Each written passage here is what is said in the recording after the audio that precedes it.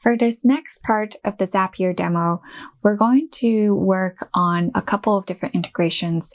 One is going to be a two-step integration between Calendly and Airtable, and the second one is going to be a multi-step Zapier automation that contains paths and conditions and conditional rules on what happens in the Zap itself. So to get started, we'll go with the simpler one, which is the Calendly integration. The premise of this automation is that if you have a sales team or if you are providing services to someone and you're offering an introductory call, very similar to what I do for new clients, you're going to have a Calendly link or an Acuity link or some kind of calendar booking link so that you're not going back and forth with your customers on when is a good time for you to connect. Well, I'm free on Monday and Wednesday mornings. How about you? That takes a lot of time. By sending someone a calendar booking link, you're saving yourself some time. But when that calendar booking link comes in, you get a confirmation email, though it's not really saved anywhere. And what we want to do using Zapier is to move your calendar booking requests directly into Airtable. So in my Airtable right now, I've got a demo base set up. So I will rename this to the Zapier demo base.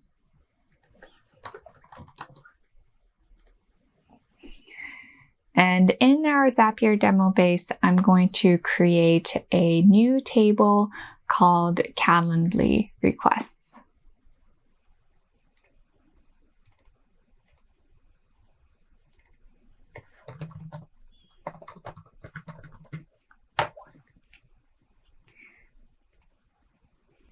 In my other tab, I am also logged into Calendly and I have a demo calendar booking page set up.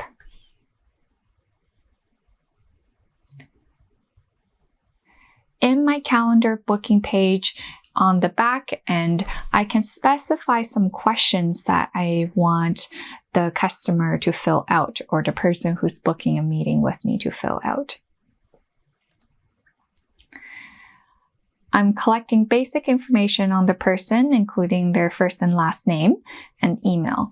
Whenever possible, always collect your first and last name as separate fields.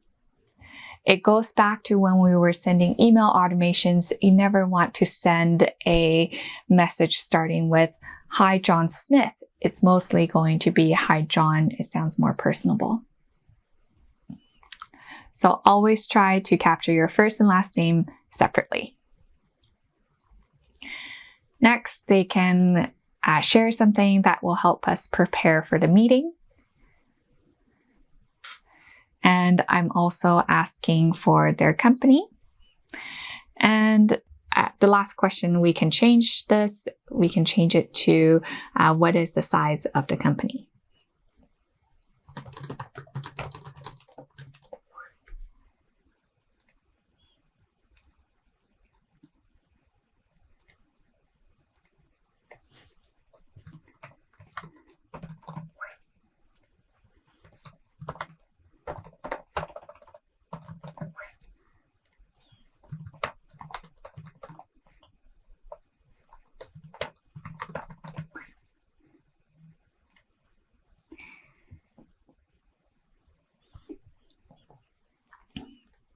And we can save and close that.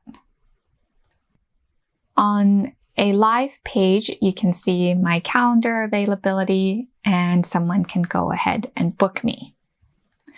Once they book, they need to fill in some additional details on why they want to meet and their basic information. You can customize these forms however you want. This is probably best for your sales team or some kind of customer service team. So make sure you're capturing information that is relevant for your team. And this is also a good time to connect with your team to make sure this is set up properly. Now, you might not need Calendly, but if you use any other form tool, perhaps Submittable or Airtable forms, or, well, not so much Airtable forms, but if you use Submittable or SurveyMonkey or any kind of form tool to collect information, this is a very similar integration that you're going to be building. So whenever you're setting up an integration with an external form tool, you always want to make sure the form fields you have inside of your external tool is the same as the fields you have inside of Airtable. That way, when your fields are the same, you can pull in useful information. I'm going to go ahead and add some additional columns to my Airtable.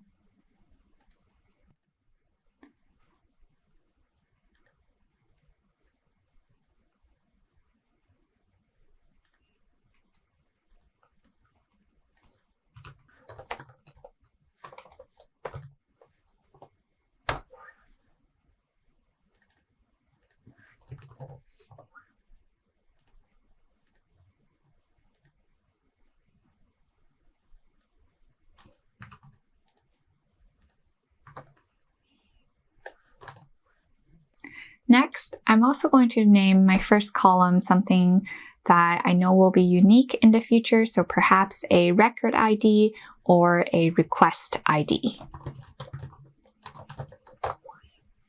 The next step is to actually get a test record inside of whatever tool you're trying to use.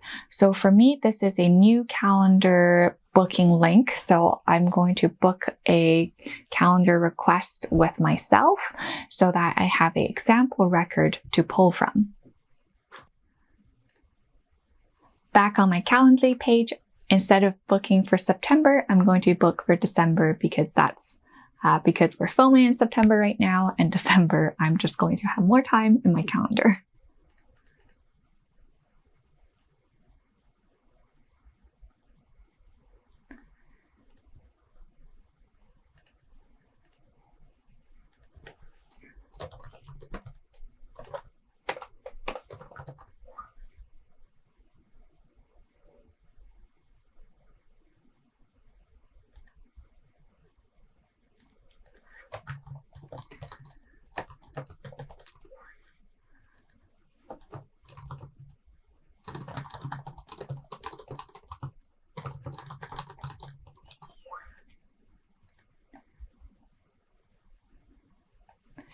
Here, I filled in the required fields, and again, for you, this could be a submittable form, a Google form, perhaps a SurveyMonkey form. There's lots of different options.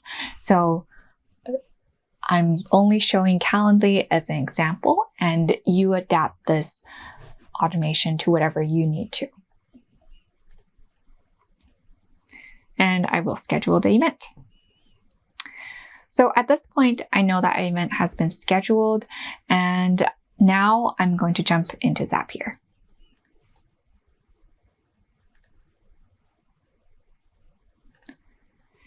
Inside of Zapier, you can have different folders for the different types of Zaps that you want to create.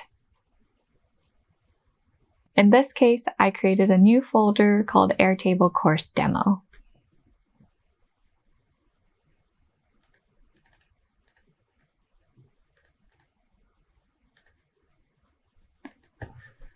And I realized Airtable does not have a capital T. So you can create the Zap.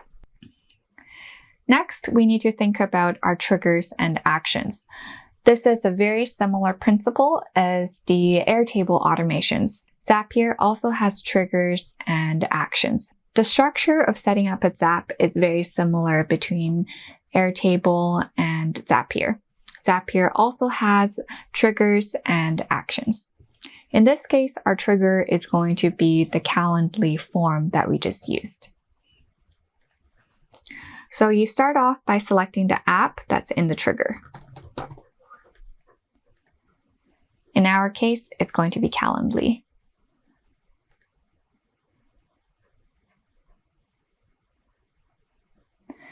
The event itself is going to be invitee created. Now you will notice this is an instant Zap, and earlier when I said there's a 2-minute delay, it's not always the case. It really depends on which tool you're using.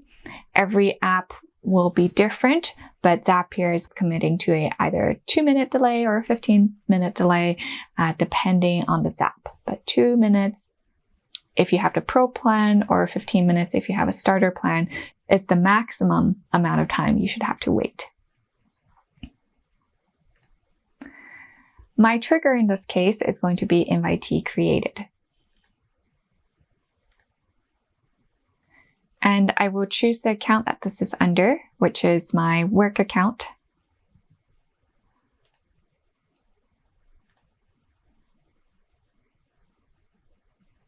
Next, I'm going to test this trigger. You can see this test trigger section, and down here, if you need to get more test records, you can always click on invitee A and then click on load more. Right now, I just have the one record, so that's what I'll use. Underneath the test record that it pulled up, the third-party tool will always give you all of the information it captured. This is often going to be more than what you need. For example, in this case, I'm not too concerned about the duration, but I still got it. It's 30 minutes. I'm again not concerned with many of these IDs either. As I scroll down, I see that the start time and end time are also included. This might be something you want to capture inside of your Airtable. If it is, you can simply create the field and map that information over.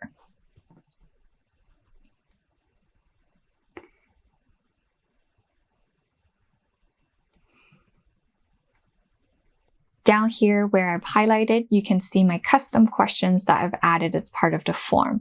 So again, depending on which tool you're using, you might have different form questions, and that's completely fine.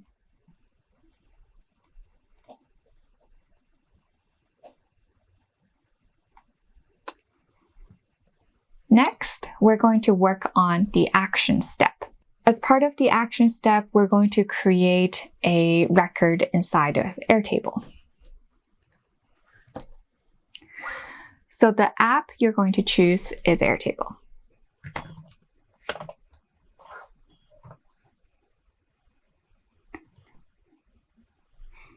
Next, you're going to choose the action you want to take. That's going to be to create a record.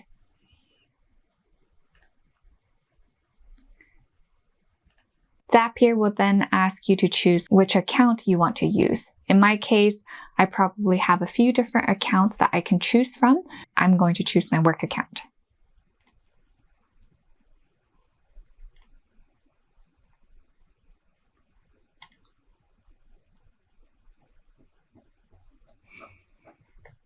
Inside of Zapier, you're also going to select which base and which table you want to create the record on.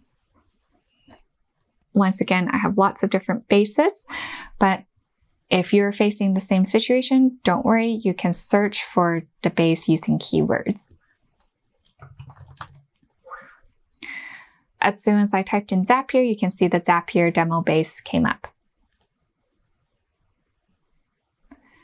Next, you're going to select the table. In our case, it's going to be Calendly requests.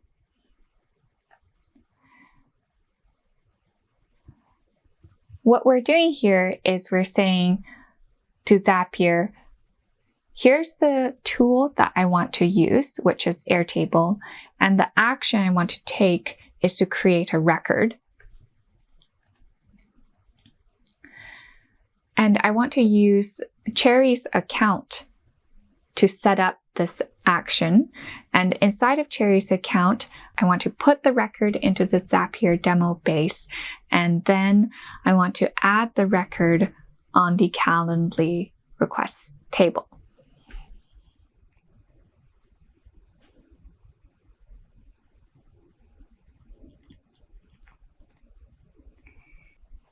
After you select your table, you're going to see the fields in your table that can be filled in. In this case, it's going to be the basic fields we just added, like the person's name, their email, their company, etc.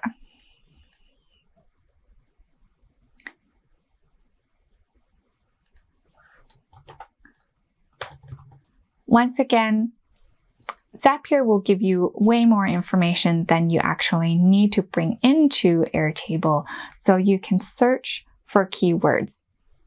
As I'm mapping the first name column, I'm typing in first, and that's going to bring up the first name for me to select.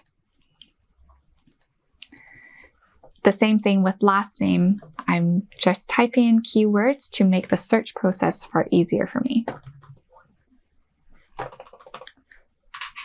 Oh, and you want to make sure you are searching in the all available fields.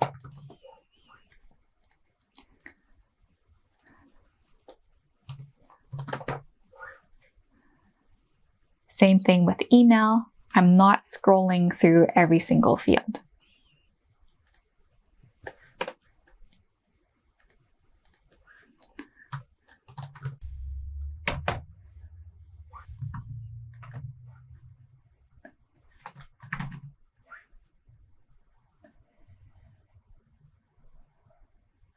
Earlier, you can see that my custom questions contain the company, but I actually need to know the answer in order to be able to map the correct company.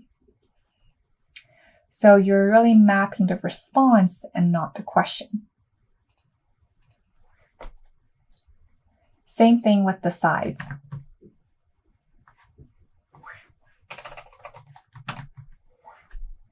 If I search for size, this is not going to be the response. This is just going to be the question. So what I actually need is to know what the answer was so that I can search for it.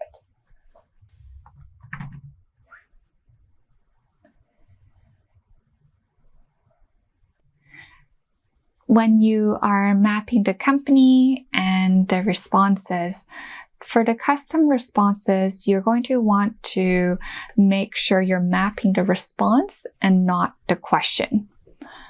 So for company, I need to search for the response, and same thing for the size of the company. I will also need to search for the response value and not the text string of the question. I also noticed I made a typo with the word company. So one of the things that you can do while you're setting up your Zapier is to continuously adjust your Airtable or your Calendly and kind of test a little bit back and forth in mini steps. Thanks for investing in your own knowledge base. I'm Cherry Yang, the founder of Claribase. We're going to be releasing our flagship course, Airtable Mastery, for free. In the course, you can find over 100 videos on topics like design, integration, automations, and interfaces.